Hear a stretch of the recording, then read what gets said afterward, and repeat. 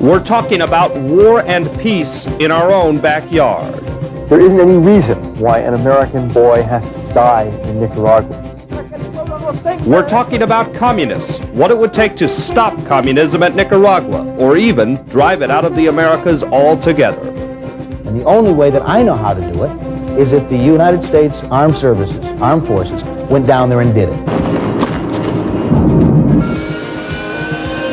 And we're talking about Oklahoma men and women serving in Central America, preparing for a war they hope never comes.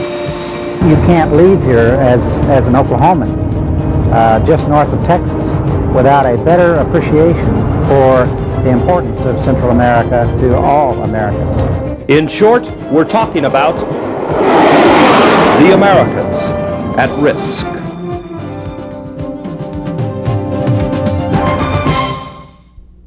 Good evening, I'm Bill Sheil. And I'm Jerry Weber. The world has taken a small step toward peace this week with the signing of the Reagan-Gorbachev Nuclear Arms Treaty. And while critical to our national security, all the missiles that would be scrapped by that treaty are in Europe, aimed at Europe. Jerry, much closer to home, here in the Americas, we face other threats tonight, perhaps not as grave as nuclear war, but certainly dangerous and close at hand. In this half hour, we'll explore Central America, show you what's going on, explain how it affects us, and hear both sides of the debate over what we should do in Central America. We'll start with a close look at the communist threat in Nicaragua and move on to the turmoil in Panama, where the Tulsa Air Guard recently went on maneuvers. But first, just how important do we think Central America is to us here in Green Country?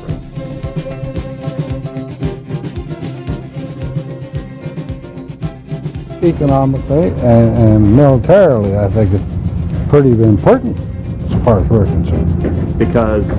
Well, in the first place, militarily, say, we can't afford to have the communists down in there. I think they're very important because they're our neighbors and they're real close to us. Well, it's probably very important, but again, I mean, it's really probably like life or death on the decisions that we are making. The Americas at risk. A new Center 2 special report continues in a moment. Part of what puts the Americas at risk is instability. What stability there is in Central America is often provided by the military. The armed forces have tremendous influence in Guatemala and Honduras, and for all intended purposes, they control Panama. We'll take a closer look at Panama in just a few minutes, but first we began with the closest threat to us. The danger comes from what's called the Domino Theory. It works on the premise that the communist ultimate goal is world domination. Under the theory, the communists are trying to reach that goal by toppling democracies and other governments one at a time until they are all communist. Our policy has been containment. Contain the communists where they are. The communists claim we're trying to isolate them. If we are, they haven't stayed isolated. In the past 30 years, they have seeped into the Americas until today. Communists have a lock on Cuba and a stronghold in Nicaragua. Each time communism advances, we face tough decisions on how to stop them. Now, President Reagan wants to throw them out of Nicaragua. The president, in effect, wants to overthrow an established government recognized by the United States strictly because it's communist. That's what has led to the president's Contra policy, the support for the Nicaraguan rebels. The debate over that policy is fierce, and each side claims that to go the other way is to repeat a part of history many Americans would rather forget.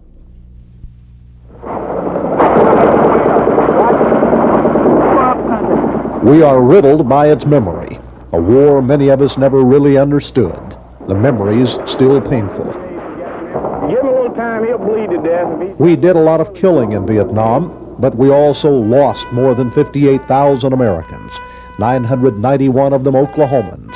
12 years after we pulled out, Vietnam still haunts the American conscience. And now there's a new worry.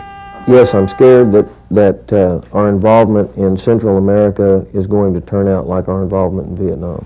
The parallels are inescapable, beginning with why we went to Vietnam and why we might go to Central America. In both instances, we were and are concerned about the advance of alien ideologies, communism in particular. Experts say we also fail to see any part of Vietnam as an internal revolution, and we're doing the same thing in Central America, analyzing the problem strictly in terms of Moscow versus Washington. Most wrenching, Vietnam divided us as a nation, and we are no more together on Central America. The fight is a good fight. It's a moral fight. It's a fight for freedom and for our national security. I'd eliminate it. I'd eliminate all military assistance for them. It's a failed policy. It is certainly a controversial policy, one that's taken President Reagan through a series of embarrassing or damaging incidents. First, Eugene Hassenfuss, captured by Nicaragua while smuggling arms to the Contras for the CIA. And of course, the Iran-Contra affair, where the Reagan administration sold arms to Iran in exchange for hostages, then diverted the arms profits to the Contras. At the time, Congress had cut off Contra aid. The Iran-Contra Committee blasted the president. The constitutional responsibility to take care that the laws be faithfully executed, the president failed. The criticism hasn't wavered the president's support for the Contras. He calls them freedom fighters. This year, the Reagan administration has asked Congress for $270 million in Contra aid, almost triple last year. Congress is likely to turn the president down, so the president has delayed the vote. If the pressure builds enough, we think we've got a chance. This is not Afghanistan. This is not Czechoslovakia. This is not Bulgaria. This is where we live. It's an utter, total obsession. There's no room for debate on this issue. This is a Marxist government. Conservatives see Nicaragua, 800 miles from the U.S. border, as close to Tulsa as Maine, as a Soviet military beachhead on the American continent. They point to this huge runway in Nicaragua, capable of handling any Soviet plane. According to the conservatives, that threat is too great to our national security. The communists must go. If we don't support the Contras and in their fight with the democratic resistance, fighting the communists in Nicaragua, as they're doing today, if we don't continue that support, we're going to be sending our boys down there, and then we're going to have another Vietnam on our hand. But can the Contras fight and win alone on the battlefield? The CIA has doubts. And would the Contras be accepted? Some of their officers served under the dictator Somoza, who the Nicaraguans threw out in the late 1970s. And most important, do we, the U.S. people, see a communist Nicaragua as a great enough threat to justify sending U.S. troops? There isn't any reason why an American boy has to die in Nicaragua. If Congress will stay with this policy and let the Nicaraguans who want to fight for freedom do it. The only thing they want to do is to figure out a way to overthrow that government. And the only way that I know how to do it is if the United States armed forces, went down there and did it. But now there may be an alternative to the death and destruction in Central America. Peace may break out. This summer, the leaders of Guatemala, El Salvador, Honduras, Costa Rica, and communist Daniel Ortega from Nicaragua signed the Arias Plan, a fragile but feasible peace treaty. The treaty brought Costa Rican President Arias the Nobel Peace Prize. It calls for the end to Central American civil wars, amnesty for all rebels, including the Contras, free elections, a ceasefire throughout the region, and the end of military aid to rebels, including U.S. aid to the Contras. The plan goes further. No Soviet Cuban military bases. No Soviet, Cuban, Eastern European advisors, technicians. No sophisticated hardware. A commitment of non-intervention, military intervention or subversion of neighboring governments. I think we're going to look back in 10 or 15 years and deeply regret we didn't get this kind of a deal. That's a very tough position, I think, for the senator and others to push, because it asks the American people, it asks the president first, to say it is just Jim Dandy with us that there be this communist government there. Ronald Reagan tolerates it. He drinks with them in China. He negotiates with them in Reykjavik. He invites them over from Hungary. I mean, since when has this administration or others not dealt with Marxist governments? But even if we deal with Ortega, the question is, does the Arias Plan deal fairly with us? The plan says the United States can't aid the Contras. The only restrictions on the Soviets is that they can't establish bases or personnel in Central America. The flaw that I see it, and I think this is Washington's perspective also, is that it doesn't say, Soviet aid has to stop that Cuban aid has to go. And the peace plan is still struggling. Ortega has allowed Cardinal Obando y Bravo to mediate talks with the Contras, but Ortega has refused to a ceasefire unless U.S. aid to the Contras ends, something the Reagan administration has refused to do. Unless there is a ceasefire that guarantees to both parties that peace will follow, we won't be able to advance very much in the case of Nicaragua. War or peace? As a nation, we still haven't decided if anyone needs to throw the communists out of Nicaragua or if we need to ourselves. What must change from Vietnam is not whether the fight is worth it, but how we make that decision.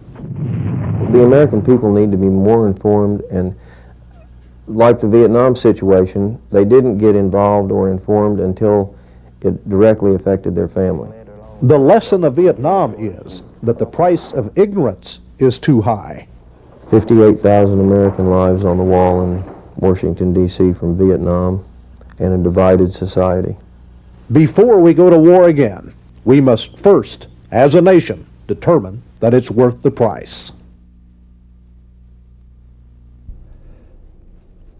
Nicaragua is not the only danger. El Salvador teeters on the brink of violence. While President Jose Napoleon Duarte is a U.S. ally, violent factions surround him on the political right and left wings.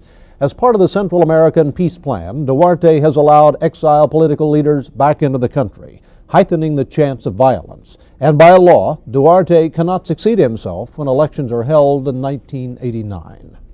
And Jerry, while Nicaragua and El Salvador have been burning with revolutionary fires, another American nation is now smoldering. Panama, a vital link for U.S. security, a nation where we recently went with the Tulsa Air Guard. It's the next Central American nation that may be at risk from within or even from the communists. Bill's story from Panama is next.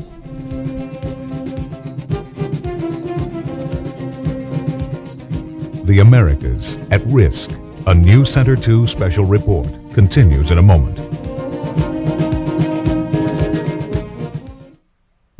It is perhaps the quietest trouble spot in the Americas to date, or at least it seems that way. Jerry, the ongoing war in Nicaragua and our controversial policy towards it steal most of the attention in Central America. But south of Nicaragua, not more than an 8-hour drive, is Panama, a nation that soon could be on the brink of the most unusual of revolutions. In Panama, the opposition forces are led in part by the Chamber of Commerce. The government's really the military, corrupt and certainly in the minority. The problem is that the government owns most of the bullets and have most of the people who know how to shoot. At the same time, the opposition doesn't necessarily want a violent revolution. They just want civilian democratic rule. Why should we care about all this? Because in a sense, Panama is the vital link in the Americas. The Panama Canal is our Persian Gulf, only even a tighter waterway. Picture the lengths we're going to keep the Persian Gulf sea lanes open, an armada of 40 Navy ships.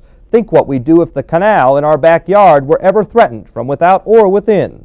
Recently, the Tulsa Air Guard went to Panama. National Guards from various states rotate in and out of Panama, and while there, serve as part of a massive U.S. security force for the canal. But all that's changing. At the same time, Panama's changing. The wrong combination of developments in Panama and choices by us could someday threaten the canal.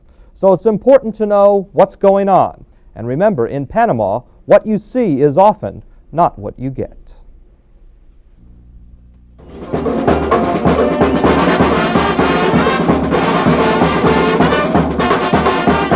Welcome to Panama, the most deceiving of Central American nations, a nation of contrasts. The streets can be filled with the sounds and smiles of parades or the sounds of riots.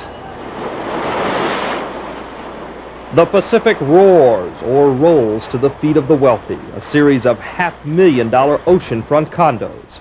But less than 5 miles away, there are other high-rises. Tenements cast lawn shadows over smaller sheet metal shacks, markers of incredible poverty and silent desperation. There's the tranquil romance of the old Spanish coastline and the turmoil graphically symbolized by blood-colored paint on the U.S. Embassy, likely the work of a riot sponsored by the Panamanian government. This nation's contrasts may not seem critical to us. They are. Though Panama is at the southern tip of Central America, it's only 2,000 miles away, about as close to us as Seattle. The communists are as close to it as nearby Nicaragua. And standing alone, Panama is vital to U.S. interests. The reason? The Panama Canal, the link between oceans for both commercial shipping and the U.S. Navy. It's the waterway the Tulsa Air Guard came here to protect. 90% of the world's shipping can pass through the canal's locks. Well, it's extremely important because by going around, a ship would utilize 21 days more, about 8,000 extra miles on a trip from New York to California. So that would make everything much more expensive. All the goods that come through would be a lot more expensive to the retailer. And our relationship with Panama increases in importance as our control over the canal decreases. The canal has been ours since Teddy Roosevelt inspired Panama to revolt against Colombia near the turn of the century. Roosevelt then picked up a failed French effort to link the oceans. The cost, 25,000 lives from diseases, electrocutions, and other accidents, and nearly $400 million. The result, a priceless bridge between the oceans, a dream that dated back 4 centuries to Spanish kings, a canal the U.S. owned outright. But in 1977, President Jimmy Carter and Panamanian General Omar Torrijos signed the Panama Canal Treaty. It provides for a gradual transfer of the canal and 7 U.S. bases in Panama. In the year 2000, Panama will own them all. The U.S. retains the right to keep the canal open to all ships, by force if necessary. These Oklahoma planes are here on the Howard Air Force Base runway, the only owned and operated U.S. runway south of Texas. From Florida, it would take U.S. jets about an hour and 15 minutes to get to the canal. From here, it takes about 15 seconds. That difference has some people worried about the future of the U.S.'s ability to defend this airspace. Pulling the U.S. planes and presence out of Panama brought harsh criticism down on Governor Henry Bellman. As a senator, he voted for the Panama Canal Treaty. Our foreign policy experts felt that ratification of those treaties would help improve the situation between the United States and Latin America, and it has. Right now there's democracies in every one of those countries with the exception of Nicaragua. But Panama's democracy is, to say the least, weak. This summer's fiery riots were aimed at the ouster of General Manuel Noriega. He brushes off the protests as politics. The history of Panama is this. Those who want power have demonstrations. If we continue under this corrupt military dictatorship, we are going to have a disaster. Ruben Carlos published the opposition newspaper La Prensa till the government shut it down. This is what they are trying to do, prevailing by force. And violence brings violence. The U.S. hasn't supported the violence, but it has supported the Panamanians' rights to protest Noriega's military rule. The allegations against the general include political murder, drug smuggling, and election fraud. A Gallup poll shows 3 out of 4 Panamanians are against Noriega. Noriega has tried to blame Panama's problems on an allegedly meddlesome U.S. policy. Sources say his government organized the protest at the U.S. Embassy, after which the U.S. immediately suspended crucial economic aid. And the Senate has threatened to cut aid off completely if Panama doesn't move towards democratic reforms. What is the resolution of the Senate doing? They want to kill us. Rigoberto Paredes, a Noriega supporter. He says U.S. pressure is the result of not wanting to really turn over the canal. Paredes even hints Panama could someday look towards the communists. Economic aggression from the United States, intervention from the United States could push us into looking for other friends or other nations to help us. Into this turmoil flies the Tulsa Air Guard. 2 missions: protect the canal, but also prepare in case there's ever another jungle war, a war in Central America. These bombing runs are just the end of countless hours of work. You'd be back for any type of approach you'd expect. Long before a fighter roars over the target, these Tulsa pilots have spent hours listening. If that area is hot, obviously we're not going to use a left brake. The pilots pore over maps, studying the mission in every detail. And while the Tulsa pilots are in class, their crews are on the flight line. Crew Chief Ben Roundtree checks every angle, every panel of his aircraft. As Vietnam taught us, all the firepower in the world can be useless if you can't maintain it in the extreme humidity of the tropics. Vietnam also taught us that to win a tropics war, you have to know how to use your power in the jungle, where precision is critical. Tulsa pilot Pappy Liggett is one of 2 pilots scheduled to fly today's bombing mission. A normal run-in from a target, you're looking at maybe 35 seconds to a minute, and you got a lot of things to do up here, and you got to make sure you don't hit the good guys, and it's pretty involved. It's all like clockwork. For the mission to succeed, it all has to be.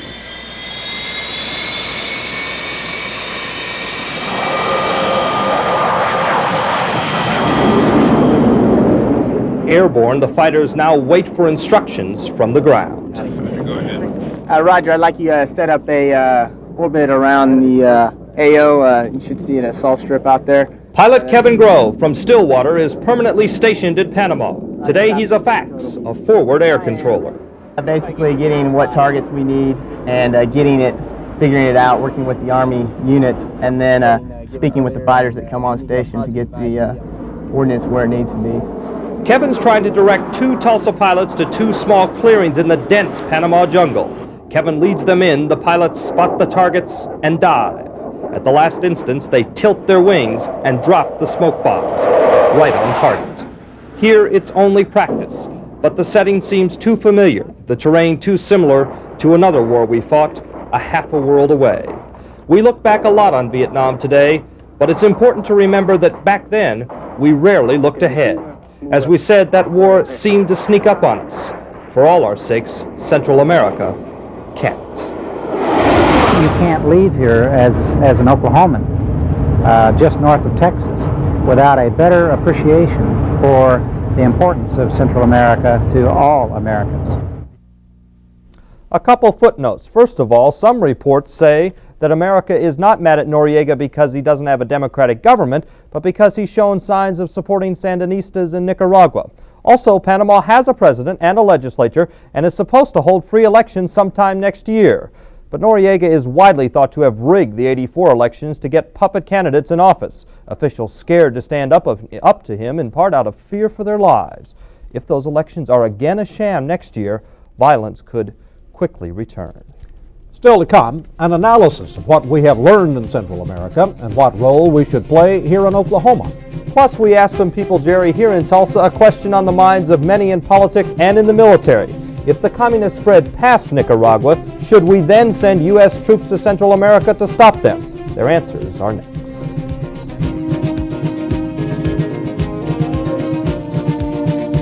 The Americas at Risk, a new Center 2 special report, continues in a moment.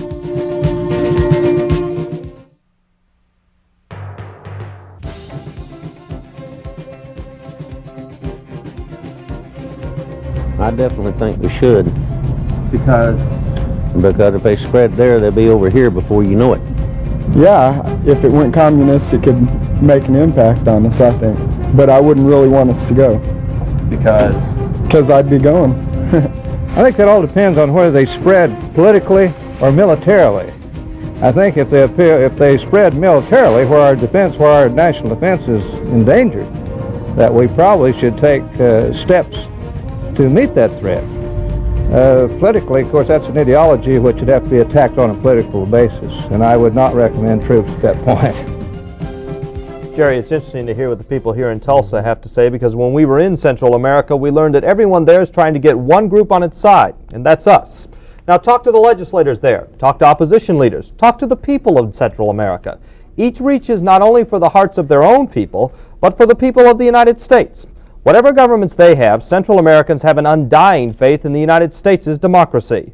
They know that ultimately the call on what the United States will do in Central America can be made not by a dictator, not by a communist, but by the people. And Jerry, they just hope that we're listening. And of course, Bill, that's where our responsibility begins. Oklahoma has set its young people into the breach from Normandy to Quezon, and I think is willing to do the same in Central America if that is the answer to expanding communism in the region. But Oklahomans are equally willing to negotiate a peace if convinced that there is any hope that Sandinistas' dictator will do so in good faith. The problem being Daniel Ortega, like Castro in Cuba, doesn't have a very good track record in that respect. But most Oklahomans I have talked with favor the third option, continued support of the Contras, feeling that Nicaragua is their country and they have a right to seek their own freedom, and feeling, too, that if that country is stabilized with the democratic form of government, the rest of Central America will cool down.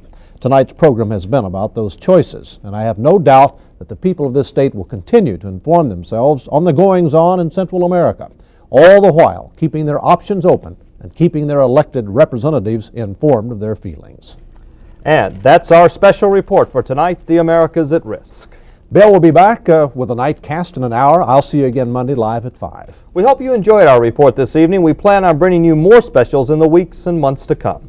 Meanwhile, from all of us at News Center 2, thanks for joining us, and good night.